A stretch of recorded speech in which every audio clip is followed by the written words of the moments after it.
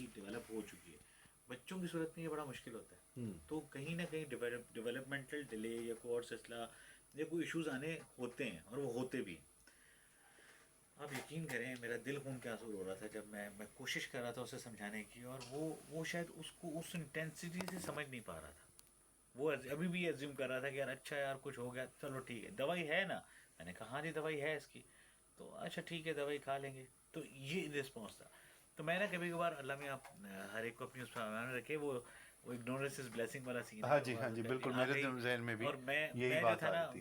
میں آگہی کے عذاب میں مبتلا تھا کہ یار اچھا مجھے پتا ہے تو میں اس عذاب میں مبتلا ہوں کہ یار اس بچے کا کیا جی قصور ہے. جی تو ہمیں چاہیے کہ ہم اس ڈیزیز کے لیے جتنی فائٹ کر سکتے ہیں کریں. ریزن کیا ہے؟ ریزن یہ ہے کہ ان معصوم لوگوں کو بچانا ہے، ان معصوم بچوں کو بچانا ہے جنہوں نے ابھی دنیا میں آنکھ ہی کھولی ہے اور وہ آتے ہی انفیکٹ ہو گئے. ہاں جی تو یہ بڑا ضروری ہے.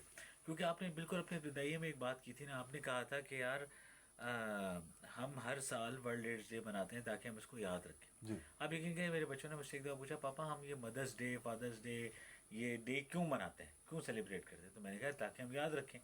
تو اس نے بولا پاپا یہ تو روزانہ یاد رکھنے والی باتیں، ہاں اس جی کے لیے ایک سال کیوں ویٹ کرنا بالکل ہے؟ بالکل. تو میں اسی چیز کا قائل ہوں کہ یار آپ کم از کم جو بھی ہے آپ اس کو ریکال کرتے رہیں. اور ہم چونکہ میڈیکل پروفیشن سے کرنا ہے، یہ ہماری تو ٹاپ پرائرٹی ہے ہاں جی کہ یار ہم نے ان چیزوں سے بچنا ہے اور ان چیزوں سے بچا کے رکھنا ہے لوگ.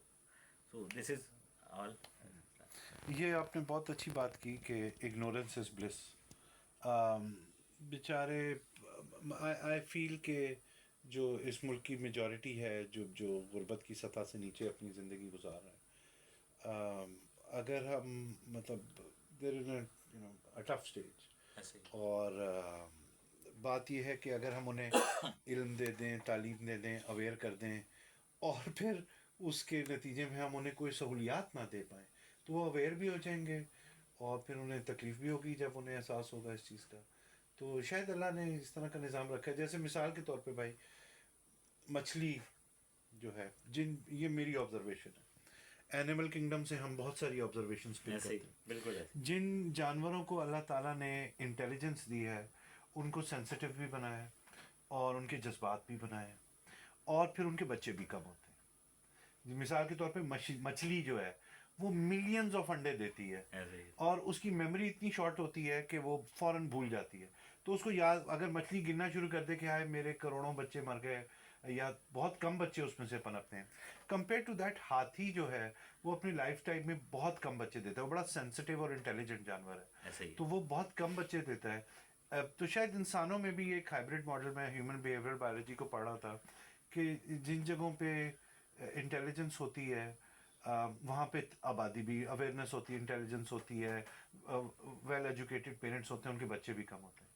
اور جہاں پہ یہ چیزوں کا فقدان ہوتا ہے وہاں پہ آپ کو بے تحاشا آبادی ملے گی، اور بہت سارے بچے ملیں گے ان کے، پھر ان کے مسائل اور وہ سارا کچھ بھی آپ بالکل ہوگا. صحیح کہہ رہے ہیں، اس میں کوئی دو رائے نہیں ہے. اور بالکل کہ جہاں پر کیونکہ دیکھیں کم بچے ہوں گے تو آپ کو ان پر فوکس کرنے کا موقع جی ملے گا. جی اور بچوں میں گیپ کے بارے میں بھی اسی لیے کہا جاتا ہے. میں تو اس کو اس حد تک قائل ہوں کہ آپ بچے کا پہلا قدم، بچے نے پہلی دفعہ کیا بولا، یہ جب آپ انجوائے کر رہے ہوتے ہیں نا، ہاں جی اور ان زمین پر اگر آپ کے پاس ایک اور بچہ ان لائن میں کھڑا ہوا تو آپ وہ انجوائے نہیں کر سکتے. جی تو جی الٹیمیٹلی آپ کو مطلب یہ اسی لیے کہا جاتا ہے کہ گیپ بھی ہونا چاہیے تاکہ ماں کی صحت پر بھی اثر نہ پڑے. ہاں جی ہاں جی وہ بھی بڑا ضروری ہے.